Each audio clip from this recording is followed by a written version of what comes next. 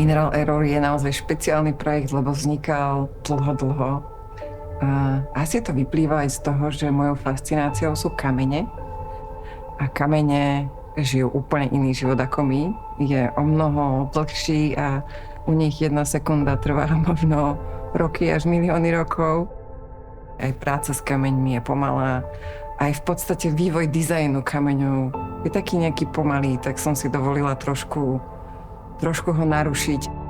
Pri experimentovaní sa dostávame do rôznych uličiek, ktoré sú kľukaté, niekedy dokonca aj slepé. Sú to vlastne experimenty, ktoré vykročili do rôznych ciest, ktoré budú pokračovať ďalej.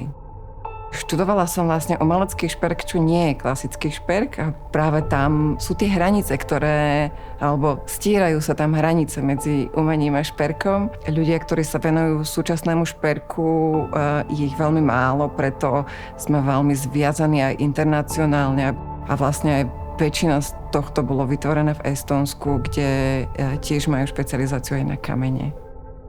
Šperk je veľmi široké spektrum významov, od bižutérie až po nositeľné sochy. Ja som skôr narážala na význam hodnoty šperku, že prečo tá hodnota toho diamantu je stále taká, a že pripísať hodnotu práve iným kameňom a možno aj lokálnym, že hodnota kameňa je o tom, ako mu vpíšeme my. Na projekt Z-Icons ma oslovil Peter Bilák, ktorý vyrába už roky, alebo niekoľko rokov písmo Z, ktorého cieľom je pokryť čo najviac písacích systémov na svete. A vlastne oslovil ma preto, lebo ikony mali byť ďalším takým prirodzeným rozšírením toho písma. Ikony hovoria univerzálnym jazykom, čiže bolo treba na začiatok si vlastne rozprestrieť ako keby tú škálu a zistiť, že ktoré všetky ikony budeme robiť, aké kategórie potrebujeme pokryť a vlastne čo všetko bude treba spraviť.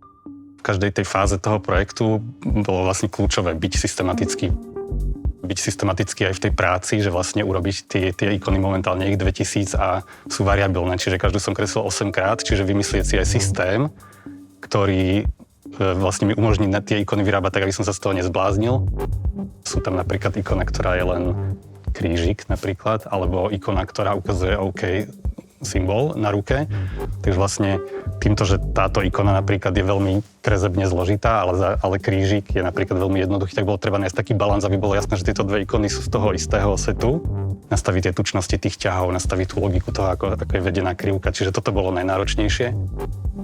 Tým, že vlastne výsledkom je digitálne variabilné písmo, čo je vlastne taký dosť komplikovaný formát, tak na to treba už v dnešnej dobe inžinierov, ktorí to vedia spraviť. A my sme mali inžiniera, ktorý sa volá Rafal Buchner a on bol ten, ktorý vlastne napísal kódy a vytvoril celý ten pipeline, myslím, že sa to volá, ktorý vlastne na konci vyprodukuje to písmo, ktoré si človek môže nainštalovať.